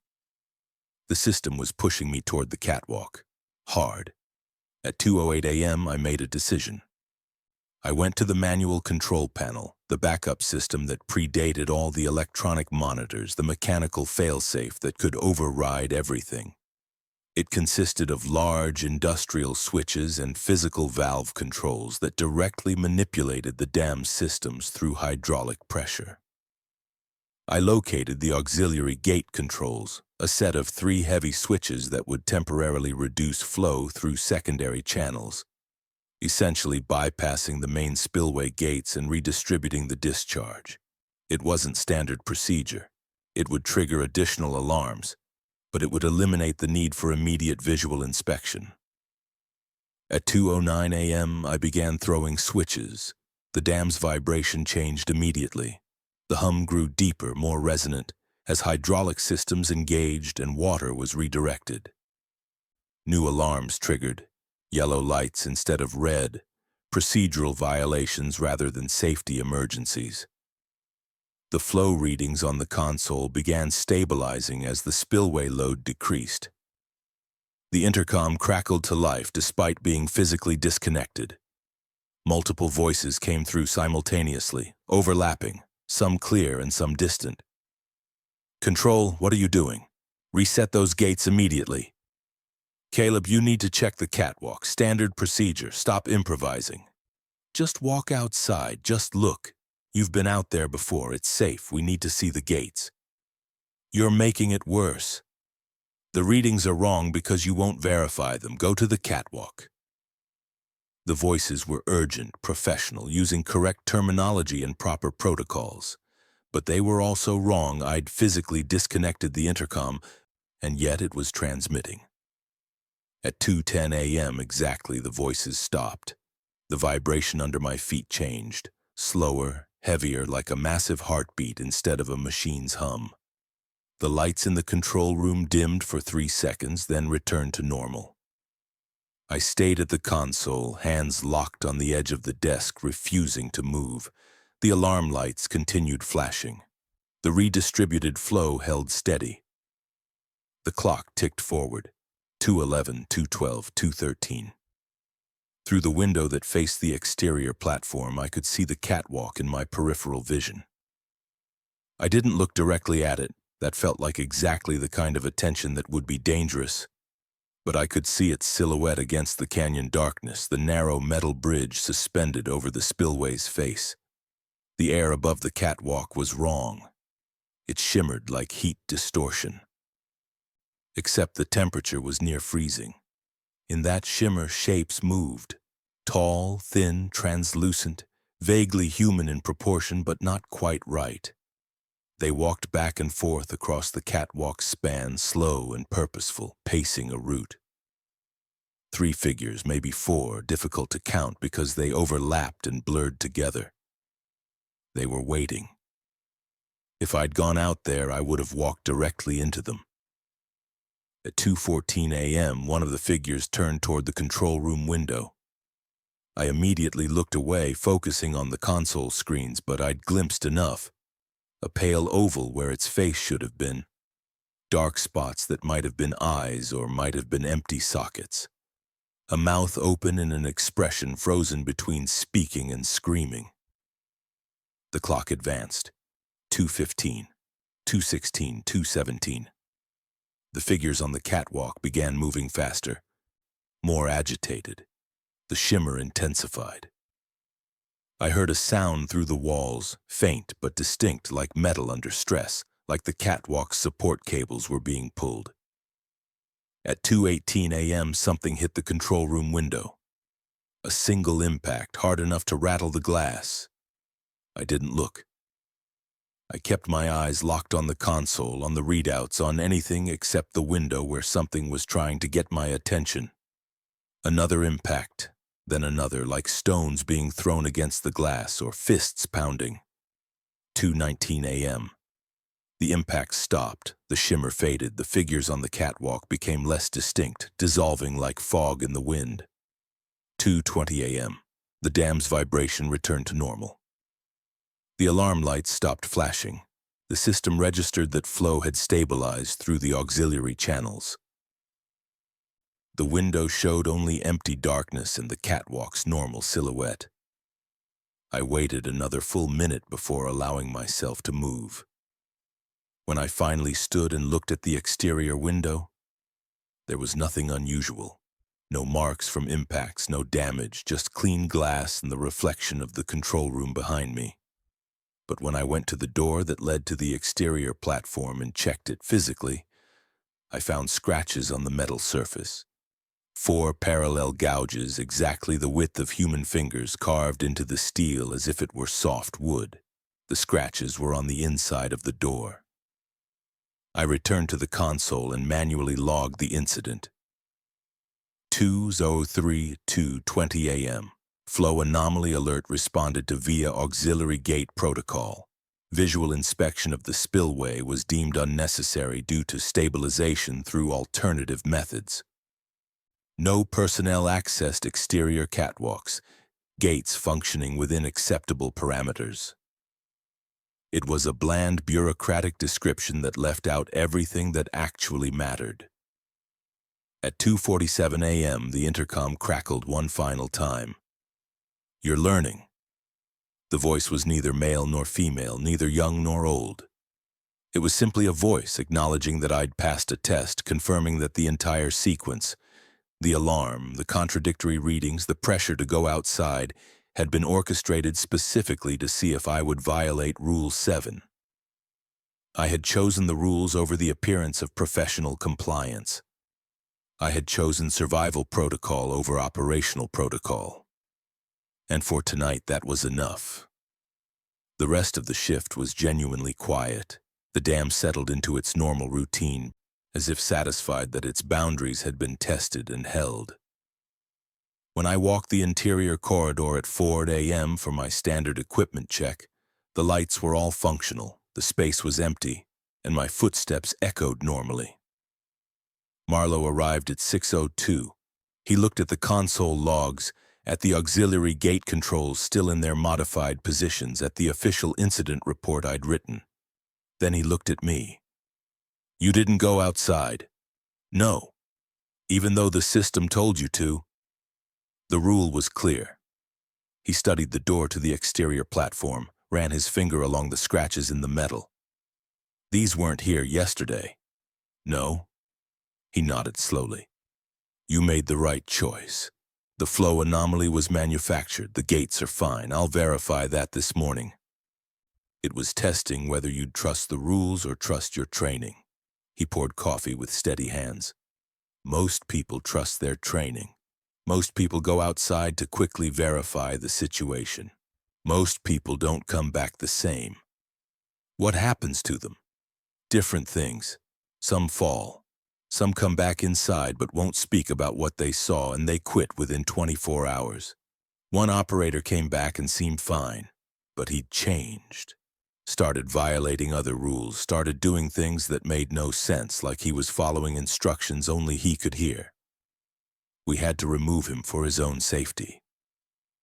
Marlowe set his coffee down. The dam isn't trying to kill you specifically, Navarro. It's trying to establish contact. Trying to find someone who'll lower the boundary and let what's below come through. Every night operator is a test subject. Most fail. A few survive by staying behind the rules, and very occasionally someone like you comes along who understands that survival means accepting you'll never know what would have happened if you'd done things differently. That's not reassuring. It's not meant to be. It's meant to be true. He glanced at the clock. Get some sleep. You've earned it.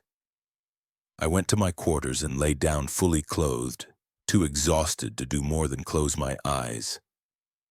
Sleep came immediately, deep and dreamless, the kind of sleep your body demands after sustained terror. When I woke, it was early evening, and I had a voicemail on my phone from the regional office. The message was brief. They'd received my 3-week performance report from Marlowe, and they were pleased with my adaptation to the position. They were approving a permanent assignment if I chose to accept it. I listened to the message twice, trying to decide if 3 weeks at Eagle Crest constituted success or simply the absence of failure. Then I deleted it and began preparing for my 11th night. The days after the catwalk incident were deceptive. The dam grew quiet, not silent, never silent, but quiet enough that I could almost convince myself things were stabilizing. My shifts fell into a rhythm. The rules became second nature. I learned the subtle differences between normal mechanical sounds and the ones that meant something else was moving through the structure. I learned not to look at reflections after midnight. I learned which shadows were just shadows and which ones held depth that shouldn't exist. I started to believe I was adapting. That belief lasted 12 days. On my 22nd night, I arrived for my shift to find Marlowe still in the control room at 11:47 p.m. He was standing at the window overlooking the reservoir, his posture tense in a way I'd never seen. Something wrong? I asked. He didn't turn. Look at the reservoir. Tell me what you see. I joined him at the window. Outside, the night was clear, unusual for late November in the mountains. The sky was bright with stars, the canyon walls visible as black silhouettes against the faint celestial glow. The reservoir spread out before us, vast and dark, and the water was perfectly still. Not just calm, not just smooth. Still in a way that water should never be, like a sheet of black glass without the faintest ripple, without any suggestion of current or wind or the subtle movements that even the stillest lake displays. It looked less like water and more like a void, a perfectly flat surface that absorbed light rather than reflecting it. How long has it been like this? I asked. Since about 9 p.m. 3 hours now. Marlowe's voice was tight. I've been watching. It hasn't moved once. No wind ripples, no thermal currents, nothing. I checked the weather monitoring system. Wind at the dam site, 7 miles per hour northwest, temperature 29 degrees. Normal conditions should have been producing at least minor surface chop on the reservoir. Is this... I hesitated, not sure how to phrase the question. Is this something that happens? It's happened twice before in my time here, once in 1998, once in 2009. He finally turned to look at me. Both times we lost the night operator within a week. My mouth went dry. How? Different ways. First time the operator quit after 3 days, said he couldn't stand it anymore, refused to explain what it was. Moved out of state, wouldn't return calls. Second time the operator followed all the rules perfectly but started seeing things even during day hours. Started saying the dam was showing him people he knew. Eventually he had to be hospitalized. Psychiatric facility. He's still there as far as I know. I looked back at the reservoir. The stillness was hypnotic, wrong in a fundamental way that made my hindbrain scream danger even though nothing was visibly threatening. What does it mean? I asked. Near as I can figure, it means the dam is fully focused, all its attention, all its energy concentrated and ready. The stillness is like... He searched for words. Like when a predator stops moving before it strikes. Or like the air pressure before a storm, it's a gathering. Of what? Pressure, intent, whatever you want to call what's held down there. He picked up his jacket. I'm not staying past midnight, neither should you. Call in sick, take a few days, let this pass. If I leave, what happens to the dam? Who monitors it? It runs automatically for short periods. The turbines are self-regulating. The gates have automated safeties. It'll be fine for 72 hours. He paused at the door. But if you stay, follow every rule perfectly. No exceptions, no close calls, no assumptions. Treat tonight like the dam is actively hunting for mistakes. He left at 11:54. I stood alone in the control room watching the clock tick toward midnight, watching the impossible stillness of the water outside. At 12 a.m. precisely, my phone buzzed. I looked at the screen. Text message from a number I didn't recognize.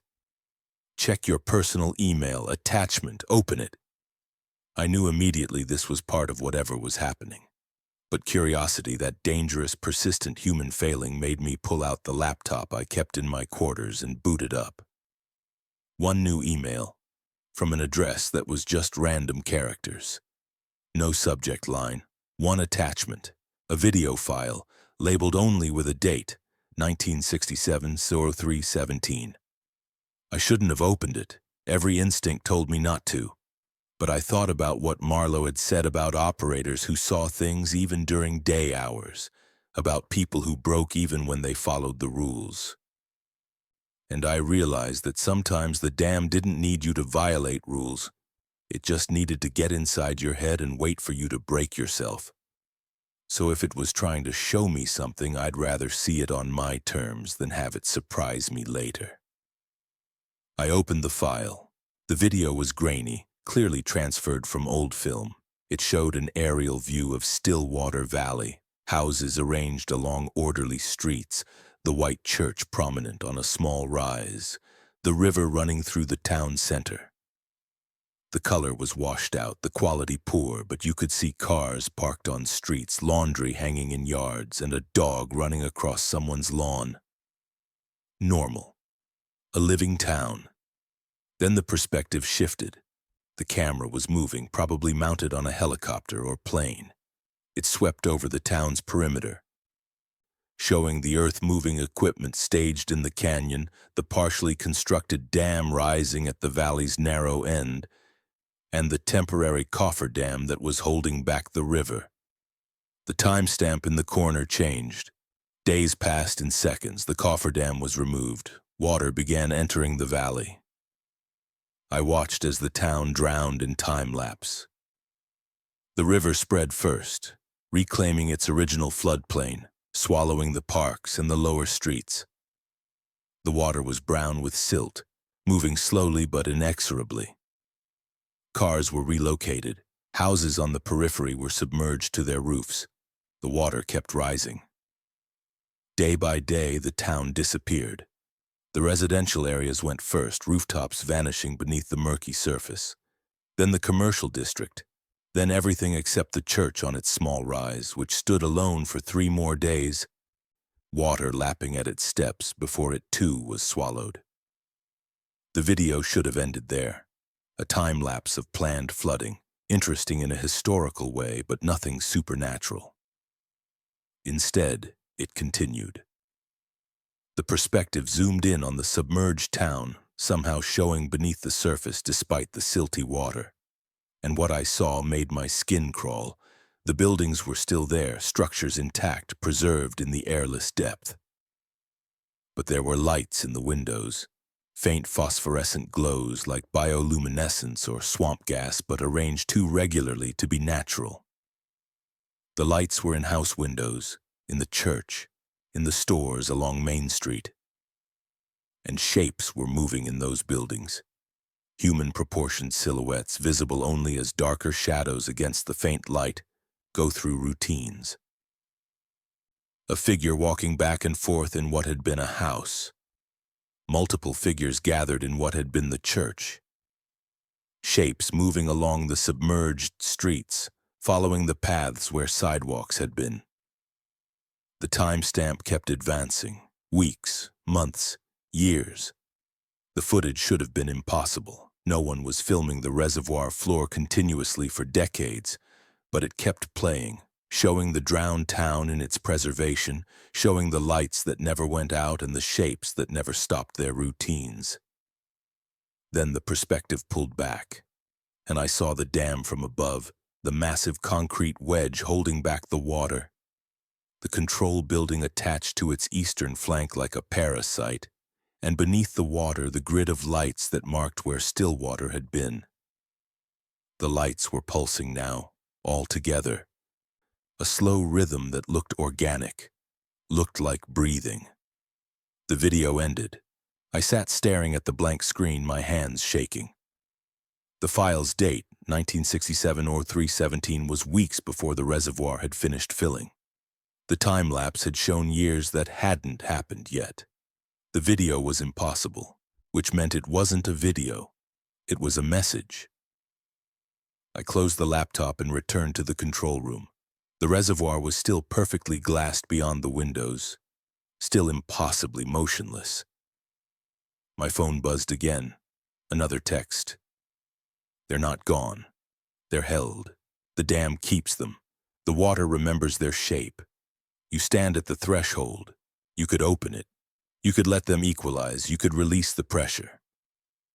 I didn't respond. I set the phone face down and turned my attention to the console, to the routine checks, to the familiar rhythm of monitoring and logging. But the words stayed in my head. You could open it. Because I could. The dam had manual overrides for everything, gates, turbines, drainage systems. If I wanted to catastrophically fail the structure, if I wanted to release the reservoir in an uncontrolled flood, I technically had the authority and access to initiate that sequence. It would take several deliberate actions, multiple fail-safes would have to be manually bypassed. But it was physically possible. And some part of me, the part that had seen the drowned town's lights, that had heard the voices and felt the presence and understood that something was suffering in the deep, some part of me wondered if that would actually be mercy. If the release might end whatever had been trapped here since 1967. I picked up the rule clipboard and found the note I'd written on my 4th night, copied from one of the oldest entries in the hidden folder. The dam isn't haunted. It's not that simple. It's more like it's remembering. The concrete holds pressure, yes, but it also holds something else.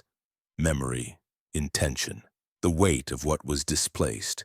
You stand at the threshold. You could open it. At 2:47 a.m., I walked to the manual control panel. I stood in front of the large industrial switches that controlled the primary gates. I put my hand on the cold metal of the emergency release. the master override that would initiate a full drainage sequence. I stood there for 90 seconds, imagining what would happen if I pulled it. The reservoir is emptying, the valley revealed. The town was exposed to air for the first time in 56 years. Whatever was held down there freed. 40,000 homes would lose power, the downstream basin would flood, infrastructure would be destroyed, people would die. Not the people who drowned in 1967, but real people, living people who depended on the dam's continued operation. I took my hand off the switch. "No," I said aloud. "I'm not opening anything." The dam's vibration changed instantly, a spike of intensity like a surge of anger or frustration, then a gradual settling. The lights dimmed for 3 seconds, then everything returned to normal. My phone buzzed one final time. "Then you're alone." I picked up the phone and threw it across the room. It hit the wall and fell silent. The rest of the shift was quiet, but the quality of that quiet had changed. Before, the silence had felt watchful, attentive, like the dam was monitoring me to find weakness. Now it felt dismissive, like I'd been evaluated and categorized and filed away. I'd been offered a choice, maybe the test I'd really been building towards since the first night, and I'd refused it. I'd chosen the living over the dead, the present over the past, maintenance over resolution. I didn't know if that was right, but it was what I'd chosen. When Marlowe arrived at dawn, the reservoir was still glass smooth. He looked at it for a long moment, then at me. "You made it through." "Barely." "That's enough." He checked the logs, the systems running through his morning verification routine. "The stillness will pass, usually takes a day or two. Then things go back to baseline, back to normal haunting, back to manageable haunting." He poured coffee. "You'll stay?" I thought about the offer that had been made in the darkness, about release and pressure and the weight of things held too long underwater, about the fact that I'd refused, and that refusal meant accepting that this situation would never end, never improve, never offer resolution. "I'll stay," I said, "for now. That's all anyone can promise here." He raised his coffee cup slightly, a small toast. "To survive." "To survival," I echoed. I went to my quarters and slept through the day. My dreams were full of submerged buildings and lights that pulsed like breathing. But when I woke, I was still at Eagle Crest, still intact, still on the side of the threshold where the living belonged. 2 days later, the reservoir's surface began moving again, small ripples spreading from the wind, the normal behavior of water responding to atmospheric conditions. The period of stillness had passed, but I found one final addition to the rule sheet that night, written in handwriting I didn't recognize. Not mine, not Marlowe's, thin and spidery like something done with a shaking hand. Rule 11. If the reservoir ever looks lower than it should be on a clear night, do not go closer to check. It is not actually lower. It is closer. Neither Marlowe nor I had written it. The control room doors had been locked all day. There was no explanation for how the note had appeared. But I added it to my personal rule sheet anyway because at Eagle Crest you didn't question the warnings. You just followed them. I worked at Eagle Crest Dam for 4 more months before requesting a transfer. That might not sound like much, barely half a year at a job. But in Eagle Crest terms, it was an achievement. By the time I filed my transfer paperwork, I was the 4th longest-serving night operator in the dam's 56-year history. Only 3 people had lasted longer: the operator who'd worked there from 1975 to 1981 before dying of a heart attack at age 53, the one who'd managed 7 years in the 80s before transferring to a desk position and refusing to discuss his time at the dam, and Marlowe, who'd been there in various capacities for 3 decades and showed no signs of leaving. 4 months meant 124 nights. 124 shifts of the following rules, monitoring boundaries, maintaining the threshold between what was held down and what was permitted to surface. 124 cycles of tension building and releasing, tests administered and passed, narrow escapes from mistakes I almost made. I lasted because I never got comfortable, because I treated every single night as if it were my first night, cautious, vigilant, assuming nothing. Because I followed the rules with religious precision and added to them whenever I learned something new. By the time I left, the laminated rule sheet had become a document covered in annotations. My handwriting, Marlowe's additions, the occasional note that appeared without authorship. Some nights I'd find a new line written at the bottom of my personal copy, a warning in unfamiliar script about a situation I'd never encountered but someone else clearly had. If the turbine hum becomes rhythmic enough to sound like language, leave the control room for 10 minutes. Do not try to understand what it's saying. The rules had become a conversation across time, each operator leaving messages for their successors, building a collective knowledge base maintained by people who shared one thing in common. They'd all stood where I stood and chose survival over curiosity. But survival came with costs. I developed the damn stare that Marlowe had, a habit of keeping part of my attention on water even when I was nowhere near Eagle Crest. At restaurants, I'd find myself watching the condensation patterns on drinking glasses. At home in town, I'd stare at the shower stream looking for faces in the spray. I stopped being able to swim, something about full immersion in water triggered panic attacks. I had trouble sleeping even during the day. I'd wake at 2:17 a.m. regardless of whether I was on shift, my heart pounding, convinced I'd heard knocking. I stopped listening to the radio because certain frequencies would suddenly sound like the dam's intercom, like voices calling from somewhere they shouldn't be. The worst was the isolation. How could I explain to anyone what I'd experienced? How could I describe the rules to someone who hadn't felt the weight of attention from something vast and patient and utterly inhuman? I tried once at a bar in town talking to a woman who'd asked about my job. I got 3 sentences in, "There are rules about when you can't cross certain catwalks," before I saw the look in her eyes and stopped. Polite concern. The expression people wear when they're deciding whether someone needs professional help. I stopped trying to explain after that. In my 4th month, the regional office contacted me about a day shift supervisor position at a water treatment facility near Denver. Standard operations, no night work, closer to civilization. Better pay, better hours, better everything by every objective measure. I accepted immediately. Marlowe didn't seem surprised when I told him. We were in the control room during a shift handoff, the morning light just beginning to gray the eastern sky. 4 months is respectable, he said. You did well. I feel like I'm abandoning something.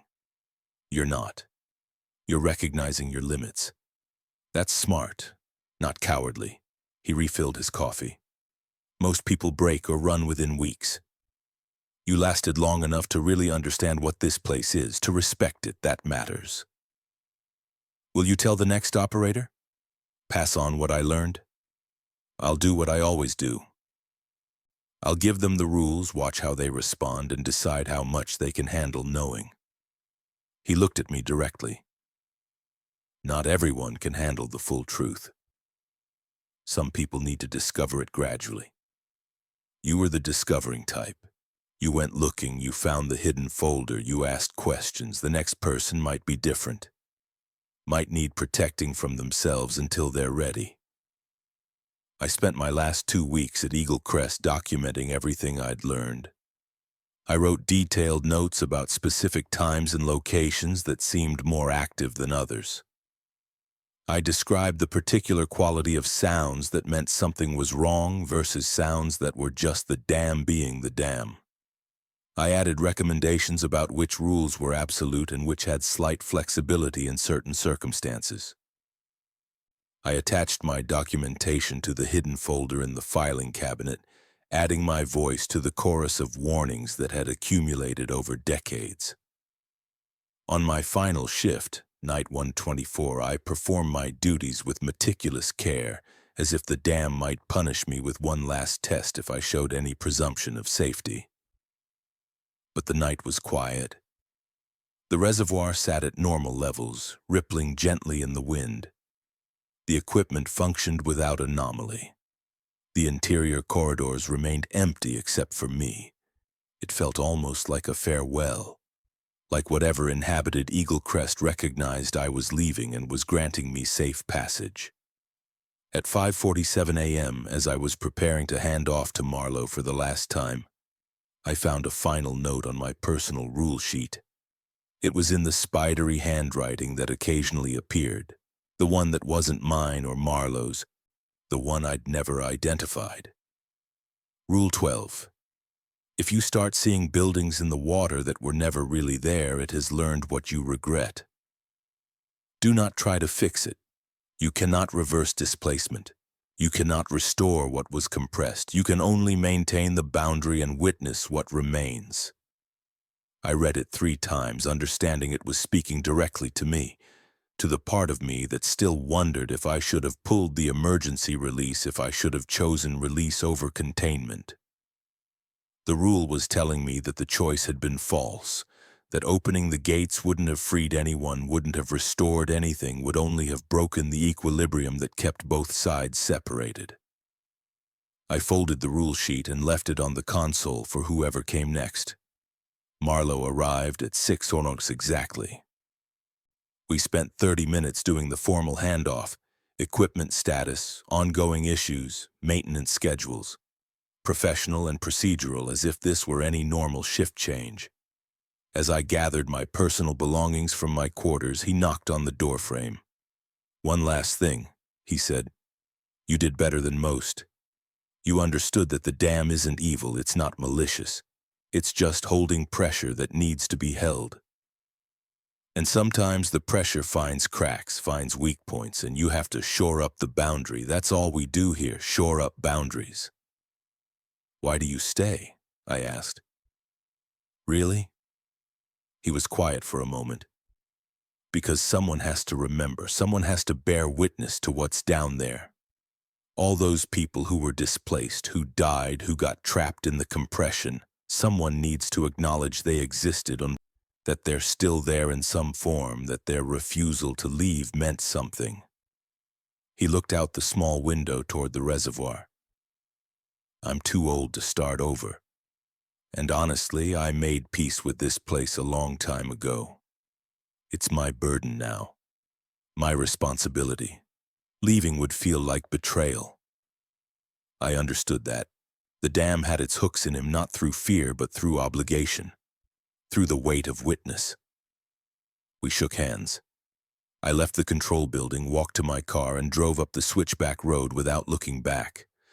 By the time I reached the canyon rim, the sun had fully risen, and Eagle Crest Dam was a gray slash in the landscape below, holding back its dark reservoir, patient and eternal. I started my new position in Denver 3 weeks later. The water treatment facility was everything Eagle Crest wasn't: brightly lit, fully staffed, surrounded by suburbs, operating under normal physical laws. The work was easy, the co-workers were friendly, I had weekends off and health benefits and a retirement plan. I hated every minute of it, not because it was bad, but because it felt insubstantial.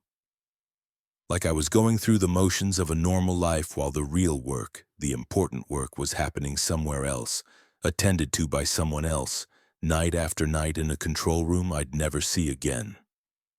The damn stare never went away.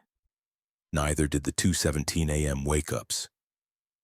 Neither did the instinct to check reflections for things that shouldn't be there. 3 months after I left, Marlowe called. "Thought you should know. We've got a new night operator. Started 2 weeks ago.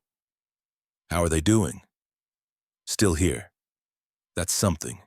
Young, mid-20s, eager to prove themselves. Came from an engineering background, Lots of confidence in systems and protocols.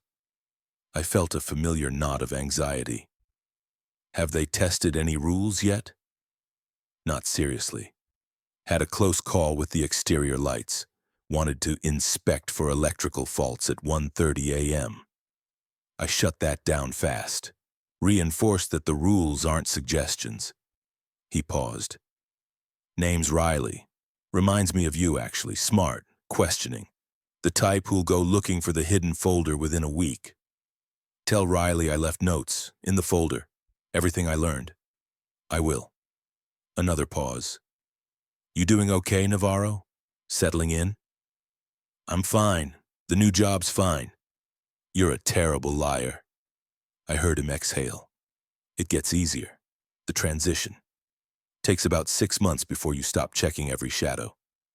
A year before you sleep through the night consistently, but it does get better. Does it? No, he admitted. But that's what I tell people. We talked for a few more minutes. Updates about equipment, weather patterns, and minor incidents that didn't escalate. The conversation of people who'd shared an experience no one else could understand.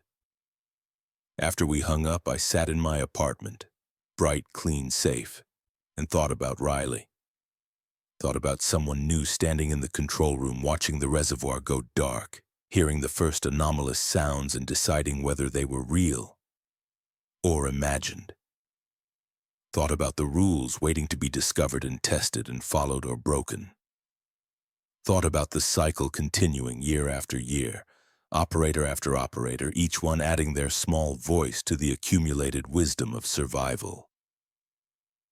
The dam had been there since 1967.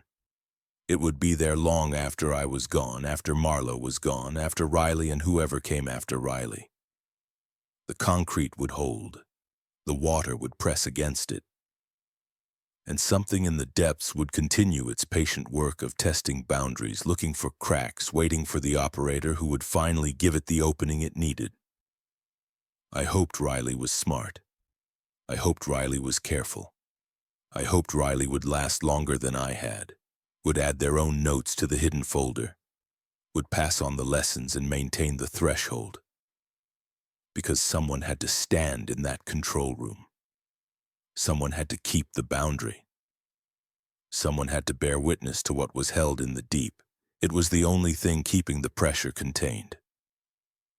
The only thing preventing whatever waited in the drowned town from finally equalizing, finally rising, finally reclaiming the surface that had been taken from it 56 years ago.